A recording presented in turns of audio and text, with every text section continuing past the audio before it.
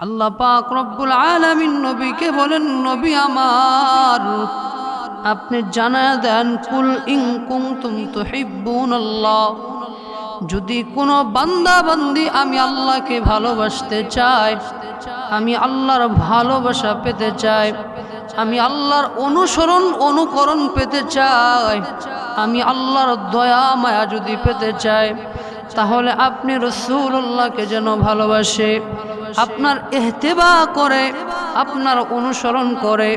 যদি কোনো উম্মত আপনার অনুসরণ যদি করতে পারে, তাহলে আমি আল্লাহ তাদেরকে অনুসরণ করব। আমি আল্লাহ ওই বান্দাকে ভালোবাসবো।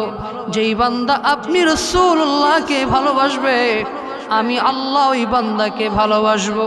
শুধু ভালোবাসবো না, আল্লাহ তাআলা বলেন, কুল ইন কুনতুম তুহিব্বুনাল্লাহ ফাত্তাবিউনি, আমি আল্লাহর অনুসরণ করবে, আপনি রাসূলুল্লাহর অনুসরণ করবে, আমি আল্লাহ ওই বান্দাকে ভালোবাসবো।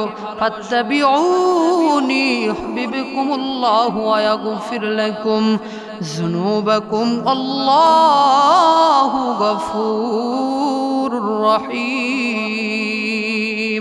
আল্লাহ পাক রব্বুল আলামিন বলেন, আমি ওই বান্দার শুধু ইহতিবা করব না, ওই বান্দাকে শুধু আমি আল্লাহ ভালোই বাসবো না, যেই বান্দা আপনি রাসূলুল্লাহর অনুসরণ করবে, আপনি রাসূলের ইহতিবা করবে, আমি আল্লাহর ইহতিবা করা হয়ে যাবে, আমি আল্লাহকে ভালোবাসা হয়ে যাবে।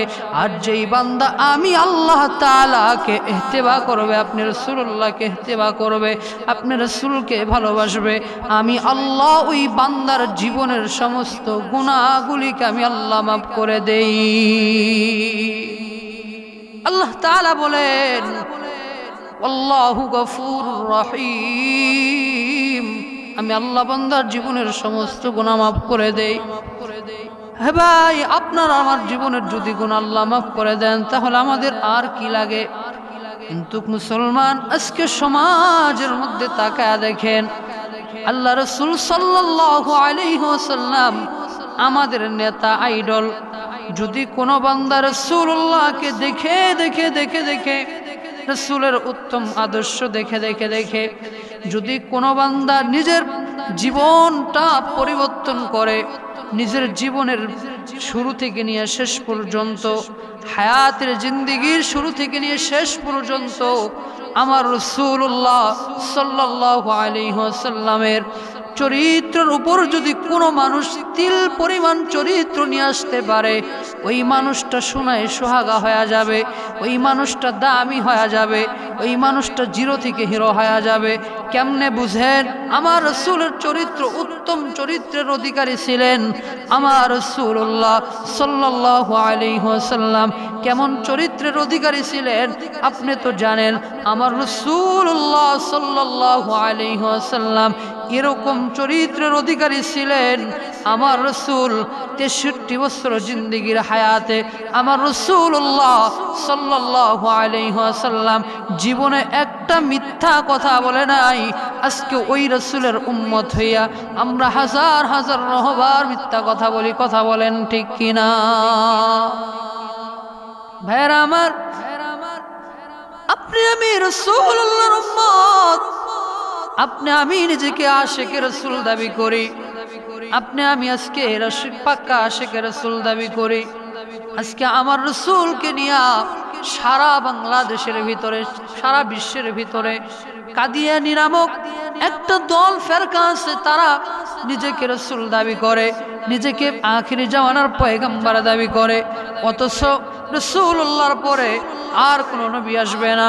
রাসূলুল্লাহ সাল্লাল্লাহু আলাইহি ওয়াসাল্লামের পরে যদি নবুয়তিকে উপায়িত হযরত ওমরকে দেওয়া হইতো, আজকে বাংলা জমিনের মধ্যে তুমি আশিকে রাসূল, এমন আশিকে রাসূল তোমার সামনে রাসূলুল্লাহ সাল্লাল্লাহু আলাইহি ওয়াসাল্লামকে নিয়ে কটূক্তি করা হয়, বিন্দু পরিমাণ তোমার কষ্ট লাগে না, তোমার শরীরের মধ্যে কোনো কষ্ট আসে না, অন্তরের মধ্যে কোনো ব্যথা বেদনা শুরু হয় না।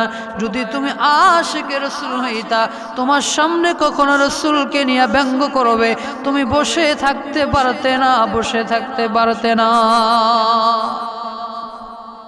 মুসলমান ভাইরা আমার, খুবই মনোযোগ, কোনো দিকে নজর করবেন না, কোনো দিকে খেয়াল করবেন না। আলোচনাটা খুবই মনোযোগ দিয়ে আলোচনাটা বোঝার চেষ্টা করবেন। আল্লাহ পাক রব্বুল আলামিন রাসূলুল্লাহ সাল্লাল্লাহু আলাইহি ওয়াসাল্লামের জামানায় ১৫০০ বছর আগে সাহাবায়ে কেরামরা রাসূলকে কেমন ভালোবাসে একটু বললে বুঝতে পারবেন বিস্তারিত। রাসূলুল্লাহ সাল্লাল্লাহু আলাইহি ওয়াসাল্লাম কালেমার দাওয়াত দেওয়ার জন্য যখন মানুষের কাছে কালেমার দাওয়াত দেওয়ার জন্য যাচ্ছিলেন, এক পর্যায়ে নবী মুহাম্মদুর রাসূলুল্লাহকে অনেক মানুষ পাগল বলে বলে ক্ষান্ত করলো, পাগল বলল। উতবা সাহেবা আবু লাহাব নবীকে পাগল বলেই ফেললো। নবীজি সাল্লাল্লাহু আলাইহি ওয়াসাল্লাম কালেমার দাওয়াত দেন। নবীজি যেই রোড দিয়ে, যেই রাস্তা দিয়া, মক্কা নগরীর যেই রাস্তা দিয়া রাসূল সাল্লাল্লাহু আলাইহি ওয়াসাল্লাম কালেমার দাওয়াত দেওয়ার জন্য যায়, নবী মুহাম্মদুর রাসূলুল্লাহর পিছে পিছে, আল্লাহর হাবিবের পিছন পিছন আপনার উতবার আবু লাহাব আর উম্মে জামিল্লা সুন্দর করে যায়। একদিক দিয়া আবু লাহাব নবীজির চাচা লাগে, দিয়া মুহাম্মদুর রাসূলুল্লাহ কালেমার দাওয়াত দেওয়ার জন্য যায়। পিছে পিছে যা বলে, মুহাম্মদ পাগল হয়ে গেছে, এই পাগলের কথা তোমরা কেউ শুনিও না। এক পর্যায়ে আল্লাহর হাবিব সাল্লাল্লাহু আলাইহি ওয়াসাল্লাম কালেমার দাওয়াত দিতে যাইয়া কালেমার দাওয়াত দেওয়া শেষ করে মসজিদে নববীর সামনে পবিত্র কালামে হাকিম আল্লাহর কোরআনুল কারীমটাকে খুলে খুলে তেলাওয়াত করতেছে। এক পর্যায়ে সমস্ত কাফির বিদিনরা রাসূলুল্লাহ সাল্লাল্লাহু আলাইহি ওয়াসাল্লামের এই কালেমা কোরআন তেলাওয়াত শোনার জন্য আসছেন, কোরআন তেলাওয়াত শুনতেছেন। এক পর্যায়ে ওখানে আবু লাহাব আসছে। আবু লাহাব চুপ করে কোরআন তেলাওয়াত শুনে, সমস্ত ইহুদিরা কোরআন তেলাওয়াত শুনে তাও কানের মধ্যে তুলা ঢুকায়া আল্লাহ রাসূল সাল্লাল্লাহু আলাইহি ওয়াসাল্লাম এরকম কষ্ট করে দিন রেখে গেছেন। ও ভাই, ওই দিনের দাওয়াত বর্তমান উলামায়ে কেরামরা দিচ্ছে।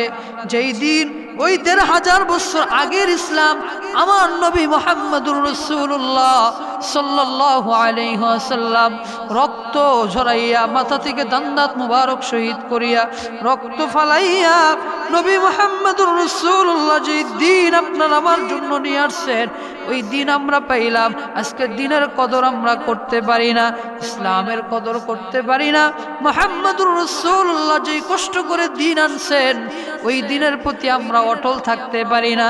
অথচ আল্লাহ রাব্বুল আলামিন পবিত্র কোরআনুল কারীমের মধ্যে বলেন, যদি পৃথিবীতে কোনো ধর্ম মনোনীত হয় সেই ধর্ম হলো ইসলাম। আল্লাহ তাআলা পবিত্র কোরআনুল কারীমের মধ্যে বলেন,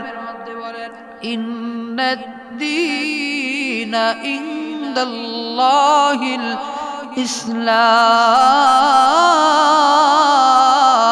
ইসলাম। আল্লাহ রাব্বুল আলামিন বলেন, মনোনীত ধর্ম হলো ইসলাম। ইসলাম ধর্ম হলো মনোনীত ধর্ম, শান্তির ধর্ম হলো ইসলাম। ইসলাম এমন একটা ধর্ম যেই ধর্ম কোনো মানুষের সাথে দ্বন্দ্ব করতে বলে নাই, যেই ধর্ম মিলেমিশে থাকার জন্য বলেছে ইসলাম ধর্ম। আল্লাহ রাব্বুল আলামিন বলেন, ইসলাম হলো মনোনীত ধর্ম। ও মুসলমান যুবক বাপ ভাই, খুবই মনোযোগ, কোনো দিকে নজর করবেন না, খেয়াল করে কথাগুলো বুঝবেন। আল্লাহ পাক রব্বুল আলামিন আল্লাহর নবী ইসলামকে সুন্দর করে সাজায় গেছেন। ওই ইসলামের দাওয়াত দিনে দিনে আইম্মায়ে মুস্তাহিদিনরা দিয়েছে, খোলাফায়ে রাশিদিন দিয়েছে, সাহাবায়ে কেরাম দিয়েছে, সালফে সালিহিন দিয়েছে, ওলি আল্লাহ দিয়েছে, সর্বশেষ সময় উলামায়ে কেরামরা দিচ্ছে। এজন্য তো নবীজি হাদিস শরীফের মধ্যে বলেন, ইন্নাল উলামা ওয়ারাসাতুল আম্বিয়া, নিশ্চয়ই ওলামায়ে কেরামরা হলো নবীগণের ওয়ারিস। কিরকম ওয়ারিস?